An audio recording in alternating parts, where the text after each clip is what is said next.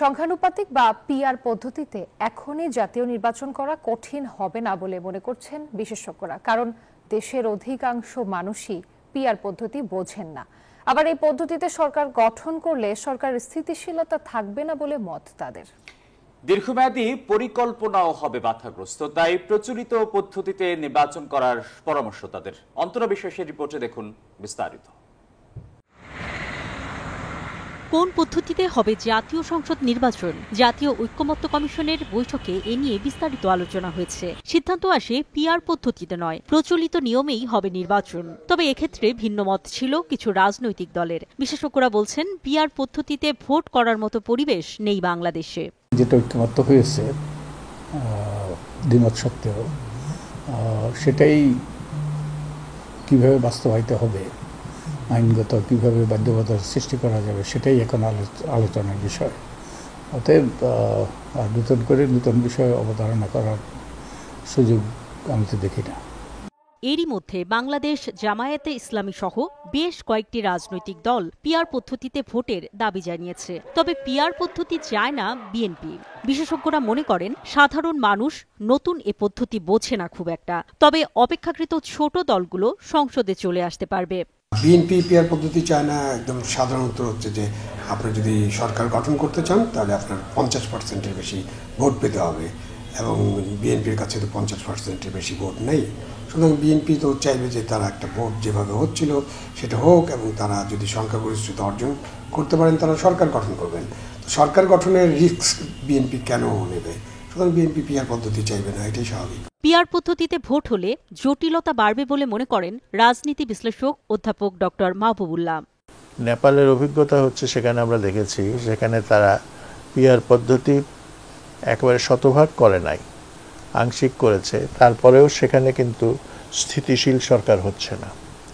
বাংলাদেশের জন্য এই মুহূর্তে স্থিতিশীলতা অত্যন্ত প্রয়োজনীয় একটি বিষয়, এবং স্থিতিশীলতা যদি না থাকে তাহলে এখানকার উন্নয়ন বলেন বা শিক্ষা সংস্কৃতি সব ব্যাপারে যে অগ্রগতি, সেই অগ্রগতিটা অর্জন করা সম্ভব হবে না। তো এইরকম পরিস্থিতি নিঃসন্দেহে গণতন্ত্রের অগ্রযাত্রার জন্য সুখকর না। বিশেষজ্ঞরা বলছেন, পিআর পদ্ধতিতে ভোট হলে একটি আসনে জেতার পর প্রার্থী সংসদে নাও যেতে পারেন। আবার কোনো আসনে না জিতেও একটি দলের অনেকজন সংসদে যেতে পারবেন। সেক্ষেত্রে স্বতন্ত্র প্রার্থীদের জোট না বাঁধলে সংসদে যাওয়া কঠিন বা অসম্ভব হবে। অন্তরা বিশ্বাস, নিউজ 24, ঢাকা। নির্বাচনের আগেই সংস্কারের আইনি ভিত্তি দেওয়ার দাবি তুলেছে জামায়াত। দলটির নায়েবে আমির ডক্টর সৈয়দ আব্দুল্লাহ মোহাম্মদ তাহের বলেন, একটি সুষ্ঠু নির্বাচনের মাধ্যমেই বাংলাদেশের সংকট দূর হবে। সকালে কুমিল্লায় এ মন্তব্য করেন তিনি। এই দেশটা যাতে মৌলবাদীদের চলাচলের অবরণ্য না হয় এবং দক্ষিণপন্থী মৌলবাদীদের উত্থান, কেউ কেউ খুব আতঙ্কিত হয়ে পড়েছেন, এ সমস্ত কথা আমরা আগে পতিত স্বৈরাচার এবং পতিত ফেসিবাদের যারা প্রতিনিধিত্ব করত আওয়ামী লীগ, তাদের কাছ থেকে শুনতাম।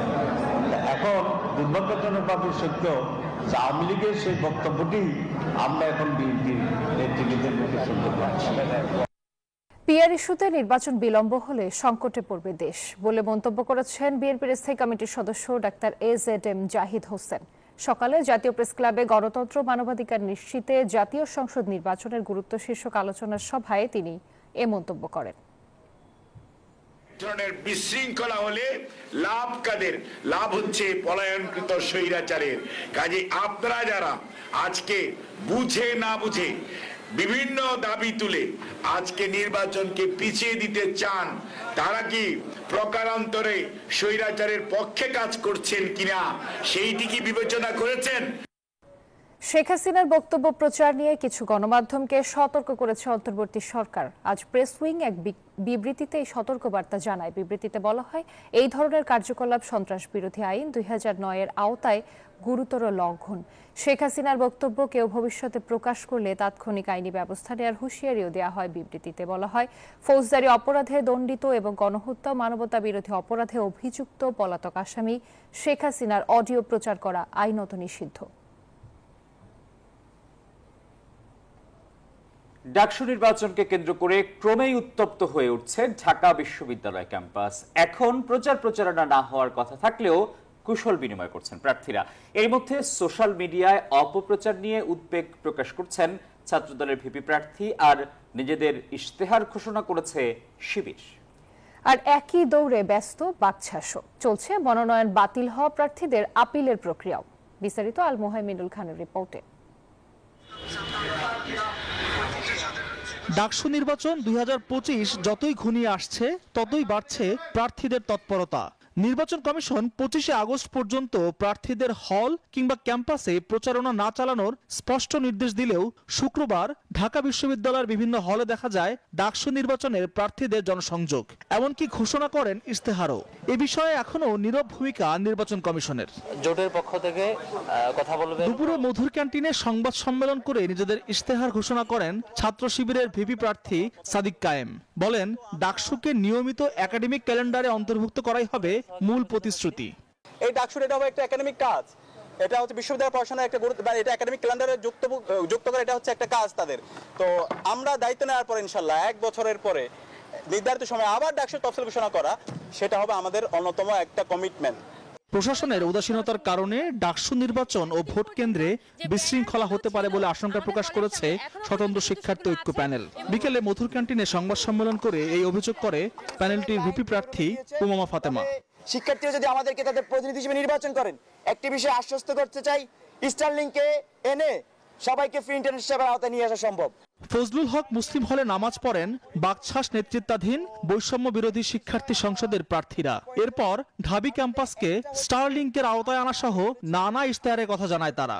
ভোটারদের ভোগান্তি কমানো এবং ভোট কেন্দ্রে সর্বোচ্চ পরিমাণ ভোটার উপস্থিতি নিয়ে আসা। সেক্ষেত্রে আমরা আশা করব যে কর্তৃপক্ষ এই বিষয়গুলোর দিকে বিশেষভাবে দৃষ্টি দিবে। শহীদুল্লাহ হলে জুমার নামাজ আদায় শেষে গণমাধ্যমের সঙ্গে কথা বলেন ছাত্রদলের ভিপি প্রার্থী মোহাম্মদ আবিদুল ইসলাম খান।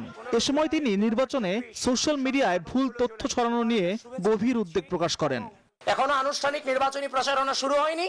যে সমস্যাগুলো কথা আমরা বলে গেলাম, যে বিশ্ববিদ্যালয়ের নিরাপত্তা সংক্রান্ত যে সমস্যাগুলো, মিস ইনফরমেশন, ডিসইনফরমেশন যেগুলো ছড়াচ্ছে বিভিন্ন হচ্ছে যে প্রপাগান্ডা বাহিনী, এগুলোকে বিশ্ববিদ্যালয় প্রশাসন খুব দ্রুততম সময়ে এগুলোকে বন্ধ করতে হবে।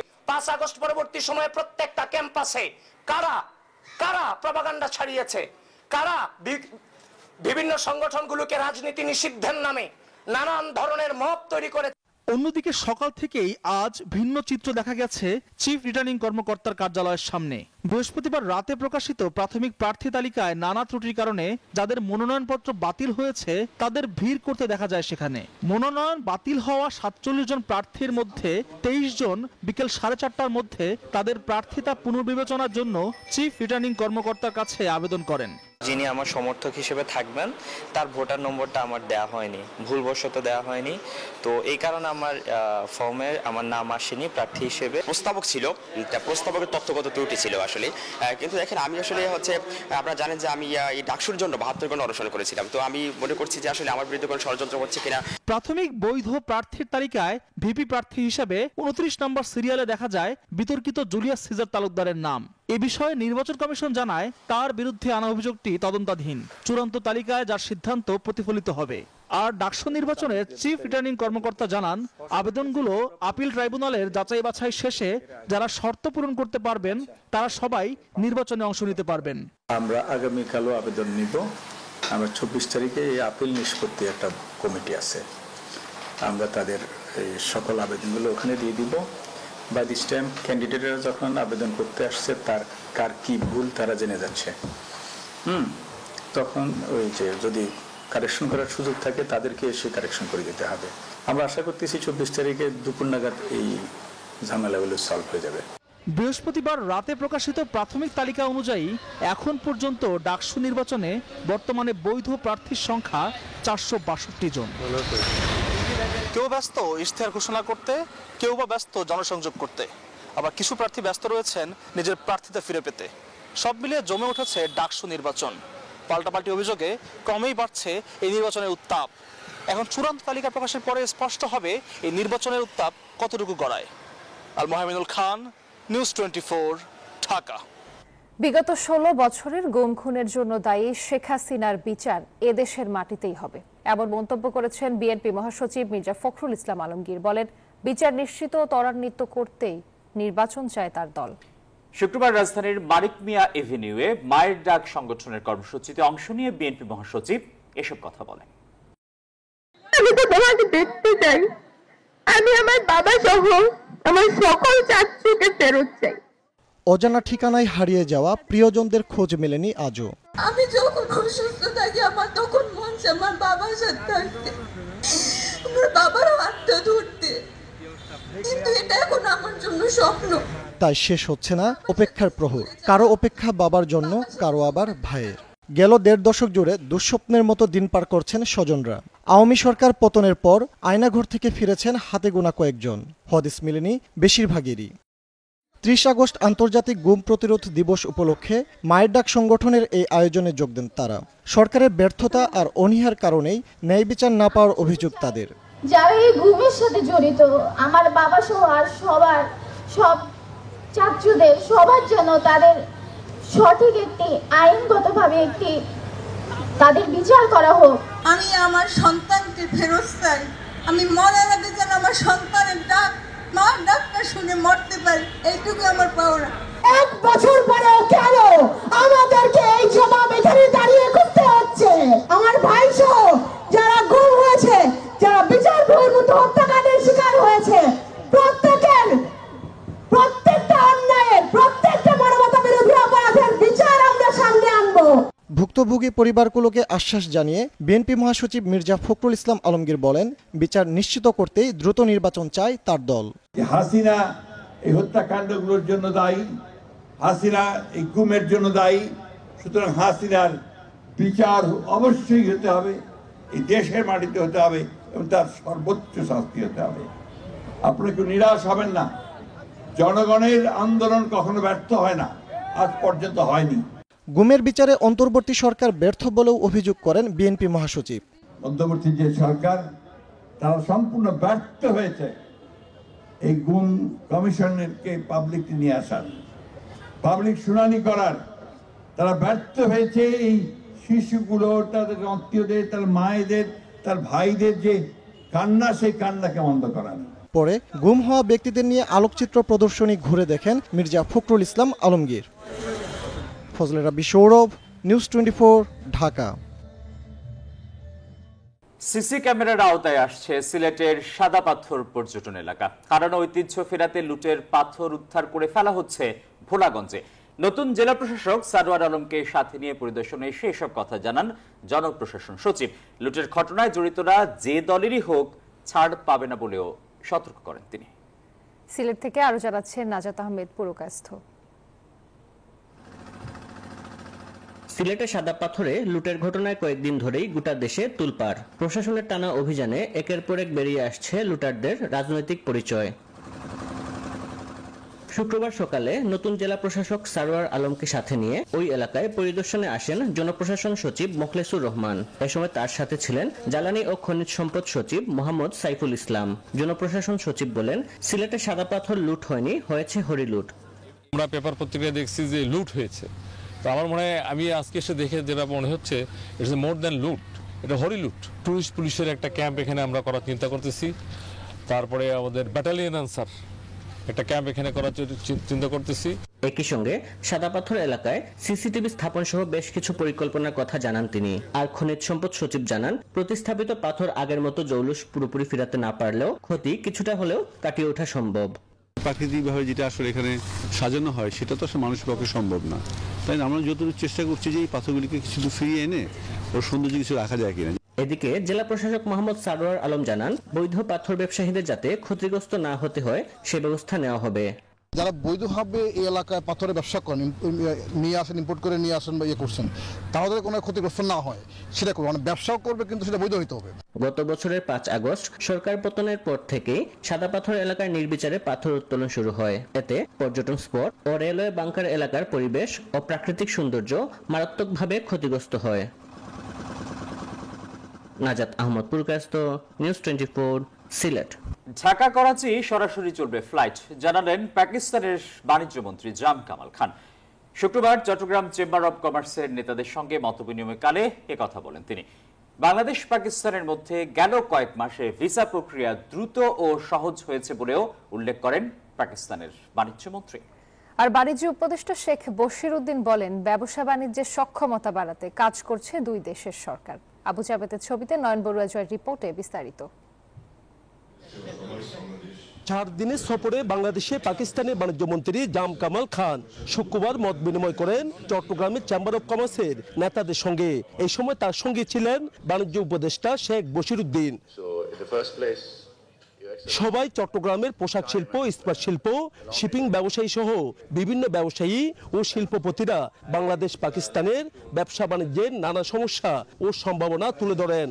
We can diversify trade, attract investment and jointly access both Asian and ASEAN and Middle Eastern markets. এই সময় পাকিস্তানের বাণিজ্য মন্ত্রী বলেন, দুই দেশের জনসাধারণের জীবন ধারণ ও সাংস্কৃতিক মিল আন্তঃ ব্যবসা বাণিজ্য এগিয়ে নেওয়ার অপার সম্ভাবনা রয়েছে। খুব শীঘ্রই দুই দেশের মধ্যে সরাসরি ফ্লাইট চালু হবে উল্লেখ করে তিনি বলেন, কৃষি, চামড়া, শিক্ষা, স্বাস্থ্য সহ বিভিন্ন খাতেও যৌথ বিনিয়োগের সুযোগ রয়েছে। Already we have more than 10 delegations have come to Bangladesh, and we have identified them 4 to 5 months back that which sectors they should be coming in. They should be coming very focused, and there are still more delegations to come in. এই সময় বাণিজ্য উপদেষ্টা শেখ বশির উদ্দিন বলেন, বাংলাদেশ পাকিস্তানের মধ্যে ব্যবসা বাণিজ্যে সক্ষমতা বাড়াতে দুই দেশের সরকারই কাজ করছে। অনেক সুন্দর সুন্দর সম্ভাবনা নিয়ে কাজ করেছি আমাদের বাণিজ্য বৃদ্ধি করার, আমাদের আমদানি এবং রপ্তানি উভয়ের সক্ষমতা বৃদ্ধি করা, এবং যেসব সহযোগিতার স্থানগুলো উনি উল্লেখ করলেন, এর বাইরেও বেশ কিছু বিষয় নিয়ে আমরা কাজ করছি। সফরে পাকিস্তানের বাণিজ্য মন্ত্রী চট্টগ্রাম বন্দর ও কয়েকটি শিল্প কারখানা পরিদর্শন করেন। নয়ন বড়ুয়া জয়, নিউজ 24, চট্টগ্রাম। কাল ঢাকায় আসছেন পাকিস্তানের উপপ্রধানমন্ত্রী ও পররাষ্ট্রমন্ত্রী ইসহাক দার। 3 দিনের একটি সরকারি সফরে ঢাকায় আসছেন তিনি। শনিবার দুপুরে একটি বিশেষ ফ্লাইটে ইসহাক দার হযরত শাহজালাল আন্তর্জাতিক বিমানবন্দরে অবতরণ করবেন। বিমানবন্দরে তাকে স্বাগত জানাবেন পররাষ্ট্র সচিব। 24 আগস্ট বাংলাদেশ ও পাকিস্তানের মধ্যে পররাষ্ট্রমন্ত্রী পর্যায়ের একটি দ্বিপক্ষীয় আলোচনা অনুষ্ঠিত হবে। বৈঠকে দুই দেশের মধ্যে কয়েকটি চুক্তি ও সমঝোতা স্মারক স্বাক্ষরিত হতে পারে। ছাড়বেন কই? বাজারে সবজির দর কমছেই না, এখনো উত্তাপ ছড়াচ্ছে কাঁচা মরিচ ও বেগুনের দামে। মাছ মাংসের বাজারেও নেই স্বস্তি। বিক্রেতারা বলছেন, চাহিদা অনুযায়ী সরবরাহ না থাকায় দাম বাড়তি। এমন বাস্তবতায় বাজারে গিয়ে নাজেহাল সাধারণ ক্রেতা। সপ্তাহ ঘুরলেও সবজির বাজারে নেই কোনো সুখবর। এখনো লাগাম ছাড়া সবকিছুর দাম দর। বাজারে ঢুকলেই যেন ক্রেতাদের পকেটে টান পড়ছে। মাসের শেষে আকাশ ছোঁয়া দরে নাজেহাল সাধারণ মানুষ। সংসার চালাইতে এখন নাবিশ্বাস উঠে যায়, যেটা বলা যায়। সবজি এখন খাওয়াই ছেড়ে দেওয়ার মতো। দ্রব্যমূল্য যে দাম, বুঝছেন, সবকিছুতে দাম। আমরা আর কি বলবো, আমাদের তো ভোগান্তিস। দাম বেশি, জিনিসপাতির কামাই কম। রাজধানীর খুচরা বাজার ঘুরে দেখা গেছে কাঁচামরিচের কেজি 280 টাকা, বেগুনের দাম 120 থেকে 140 টাকা, পটল 80 টাকা আর ঢেঁড়স 90 টাকা কেজি। সবজির চাহিদা বেশি কিন্তু সবজি উৎপাদন কম। বাজারে বৃষ্টির কারণে মাল ঢুকতেছে না, আবাদ করতে পারতেছে না, দামটা বেশি। পেঁপে ও আলুর দাম কিছুটা স্থিতিশীল থাকলেও কমেনি, মিলছে 40 টাকা কেজিতে। আমদানি টমেটোর কেজি 180 টাকা, যা গত সপ্তাহের তুলনায় 40 টাকা বেশি। মাছ মাংসের বাজারেও অস্বস্তি। সবকিছু মাছের দামই আগের থেকে একটু বেশি, কারণ মাছ শর্ট, পানি বাড়তি। ব্রয়লার 190 আর সোনালী মুরগি কেজি 320 টাকা। যতটুকু আমাদের আগে নেওয়ার কথা ছিল তার থেকে অল্প অল্প নিতেছি। ব্রয়লার মুরগি 190 টাকা, সোনালী 320 টাকা, আগের সপ্তাহে একটু কম ছিল। বাড়তি ইলিশ এবং চিংড়ির দামও। ইলিশ 1800 থেকে 2400 আর চিংড়ি বিক্রি হচ্ছে 900 থেকে 1200 টাকা কেজিতে। মরিয়ম আজিজ মরিন, নিউজ 24। গাজা শহর ও এর আশপাশের এলাকাগুলোতে দুর্ভিক্ষ ঘোষণা করেছে জাতিসংঘ। সংস্থাটির খাদ্য নিরাপত্তা পর্যবেক্ষণ সংস্থা আইপিসি জানিয়েছে 5 লাখেরও বেশি মানুষ ক্ষুধা ও মৃত্যুর মুখোমুখি। সংস্থাটি বলছে এই দুর্ভিক্ষ সম্পূর্ণরূপে মানুষের তৈরি এবং নিয়ন্ত্রণযোগ্য। তবে ইসরায়েল জাতিসংঘের এই প্রতিবেদন প্রত্যাখ্যান করে বলেছে হামাসের তথ্যের উপর ভিত্তি করে প্রতিবেদনটি তৈরি করা হয়েছে। অবরুদ্ধ ফিলিস্তিনি ভূখণ্ড গাজা উপত্যকায় ভয়াবহ খাদ্য সংকট দেখা দিয়েছে। শুক্রবার জাতিসংঘের বৈশ্বিক ক্ষুধা ও খাদ্য নিরাপত্তা বিষয়ক সংস্থা আইপিসি আনুষ্ঠানিকভাবে নিশ্চিত করেছে গাজা সিটি এবং এর আশেপাশে এলাকায় দুর্ভিক্ষ দেখা দিয়েছে। সংস্থাটি জানিয়েছে গাজার মানুষ এখন খাদ্যের তীব্র অভাবে ভুগছেন। খাদ্য সংকটের সর্বোচ্চ ধাপ অর্থাৎ পঞ্চম ধাপে গাজা সিটিকে অন্তর্ভুক্ত করা হয়েছে। এর মানে হলো স্থানীয় মানুষজন বর্তমানে চরম অনাহার ও দারিদ্র্যের মধ্যে রয়েছেন, এমনকি খাওয়ার মতোই কিছুই পাচ্ছেন না। প্রকাশিত আইপিসি রিপোর্টের গুরুত্বপূর্ণ বিষয় হলো এটি নিশ্চিত করে যে গাজা শহরে দুর্ভিক্ষ চলছে। যখন দুর্ভিক্ষ হয় তখন এর অর্থ হলো ব্যাপক অনাহার, ব্যাপক অসুস্থতা এবং অঞ্চলে ব্যাপক মৃত্যু। সংস্থাটি পূর্বাভাস দিয়েছে সেপ্টেম্বরের শেষ নাগাদ দেইর আর বালহা ও খান ইউনুস এলাকায়ও বিপর্যয়কর পরিস্থিতির শিকার হবে। তাদের বক্তব্য, গাজার এই দুর্ভিক্ষ সম্পূর্ণরূপে মানুষের তৈরি এবং এটি নিয়ন্ত্রণ করা যেতে পারে। এটি এমন একটি দুর্ভিক্ষ যা আমরা প্রতিরোধ করতে পারতাম যদি আমাদের অনুমতি দেয়া হতো। তবুও ইসরায়েলের পদ্ধতিগত বাধার কারণে সীমান্তে খাদ্য জমে আছে। ইসরায়েলের প্রধানমন্ত্রীর সাথে যোগাযোগ করে উত্তর ও দক্ষিণের ক্রসিং খুলে দিন। জাতিসংঘ মহাসচিব অ্যান্টনিও গুতেরেস এই পরিস্থিতিকে মানবসৃষ্ট বিপর্যয় আখ্যা দিয়ে গাজার মানবিক সহায়তার আহ্বান জানিয়েছে। তবে ইসরায়েল এই প্রতিবেদনকে মিথ্যা ও পক্ষপাত দুষ্ট বলে প্রত্যাখ্যান করেছে। ত্রাণ বিতরণ নিয়ন্ত্রণকারী ইসরায়েলি সামরিক সংস্থা কোটেক দাবি করেছে এই প্রতিবেদন হামাসের দেওয়া তথ্যের উপর ভিত্তি করে তৈরি করা হয়েছে। চন্দ্রা, নিউজ 24।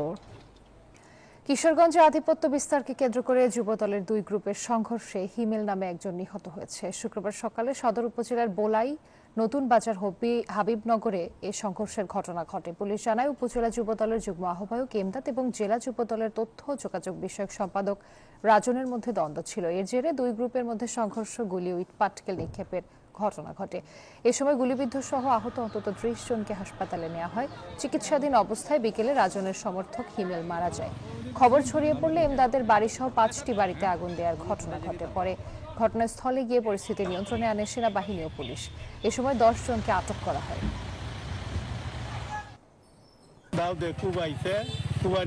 মারা গেছে এবং গুলি করতে বেশ কেউ চোখ গেছে, কেউ হাত গেছে। কিল ঘুষি দিতে পরে এই মনে হলো হেলা দল বান্ধা মারছে। হেমদাদ আর রাজনের মধ্যে একটা মারামারি হয়। মারামারি হওয়ার পরে উভয় পক্ষের মধ্যে আহত হয়। রাজনের পক্ষে একজন ময়মনসিংহ মেডিকেল কলেজ হাসপাতালে চিকিৎসাধীন অবস্থায় মারা যায়। পরবর্তীতে এলাকায় উত্তেজিত সৃষ্টি হয়। বাংলাদেশ সেনাবাহিনী, পুলিশ সহ নিয়ন্ত্রণে আনি। নেদারল্যান্ড সিরিজে কে করবেন ওপেনিং, শান্ত না সৌম্য? সামাজিক মাধ্যমে এ নিয়ে আলোচনা তুঙ্গে। তবে 3 ফরম্যাটের অভিজ্ঞতা থাকা শান্ততেই ভরসা রাখতে চান সাবেক প্রধান নির্বাচক মিনহাজুল আবেদিন নান্নু। তার পরামর্শ, নেদারল্যান্ডসের বিপক্ষে কোনো পরীক্ষা নিরীক্ষা নয়, এখনই তৈরি করতে হবে এশিয়া কাপ আর বিশ্বকাপের সেরা কম্বিনেশন। ওপেনিংয়ে বাংলাদেশের সেরা জুটি তামিম ইকবাল, লিটন দাস। 2020 সালে জিম্বাবুয়ের বিপক্ষে সিলেটে 292 রানের জুটি করেন তামিম লিটন। পরে টি-20তে লিটনের সাথে জুটি করেন নাজমুল হোসেন শান্ত। তারপর যেন ওপেনিংয়ে খেই হারিয়েছে বাংলাদেশ। নাজমুল হোসেন শান্ত কদিন আগেও ছিলেন 3 ফরম্যাটের অধিনায়ক, অথচ এখন যেন রাজ্যহারা এক রাজা। টি-20 দলে ফেরার স্বপ্নে ঘাম ছড়াচ্ছেন শান্ত। তবে সাবেক প্রধান নির্বাচক মিনহাজুল আবেদিন নান্নুর চোখে এখনো ভরসার নাম শান্ত। তার বিশ্বাস আবারও ফর্মে ফিরবেন শান্ত। শান্তকে অগ্রাধিকার দিলে ভালো হবে, কারণ ওর যথেষ্ট এক্সপিরিয়েন্স আছে এবং ওটা টেস্ট ক্রিকেট খেলছে, ওডিআই খেলছে। তো আমার মনে হয় যে এখানে একটা ট্রাম্প কার্ডের মতো সিলেকশন প্যানেল হয়তো সিদ্ধান্ত নিতে পারে, কারণ সৌম্য কিন্তু খারাপ চয়েস না। শুধু শান্ত নয়, হারের বৃত্ত থেকে দলকে বের করতে 15 জনের স্কোয়াড বাছাই নিয়েও কথা বলেন সাবেকেই প্রধান নির্বাচক। তার মতে মিরাজ, শরীফুল কিংবা সৌম্য কারা থাকবেন, কারা বাদ পড়বেন সেই সিদ্ধান্ত বিশ্বকাপের আগেই চূড়ান্ত করা জরুরি। টি20 ক্রিকেটে অলরাউন্ডারের আধিক্য দরকার দলে, কারণ এটা এমন একটা খেলা, এটা মোমেন্টাম দরকার, এবং এই জায়গায় কিন্তু অলরাউন্ডার হলে একটা প্লাস পয়েন্ট হয় এই জায়গাটায়। তারপরে আপনাকে সেরা 6টা ব্যাটসম্যান আপনাকে দরকার ফ্রন্ট লাইনে, 1, 2, 3, 4, 5, 6। তো এই জায়গাটায় আমার মনে হয় কোনো এক্সপিরিয়েন্স হয় না, সেরা যারা এক্সপিরিয়েন্স আছে এদেরকে নিয়ে আগাতে হয়। নান্নুর পরামর্শ, পরীক্ষা নিরীক্ষার সময় শেষ, এবার প্রয়োজন জয়ের ধারাবাহিকতা। আমার মতে এখানে যদি আমরা একটা মেজর ইভেন্টে আমরা খেলতে যাচ্ছি এশিয়া কাপে, তো ওই জায়গায় এই জায়গায় আমি থাকলে আমি কোনো এক্সপেরিমেন্ট করতাম না, কারণ আমি এখন থেকে প্রিপারেশন নিয়ে নিতাম যে এশিয়া কাপ তারপর বিশ্বকাপ। অতীত থেকে শিক্ষা নিয়েই নান্নুর পরামর্শ, দলে অলরাউন্ডার ও স্পেশালিস্ট ওপেনারদের উপর বেশি গুরুত্ব দেওয়া দরকার। বিমনান হোসেন, নিউজ 24, ঢাকা। আর এই ছিল নিউজ 24 সংবাদে। এতক্ষণ আমাদের সঙ্গে থাকায় সবাইকে ধন্যবাদ।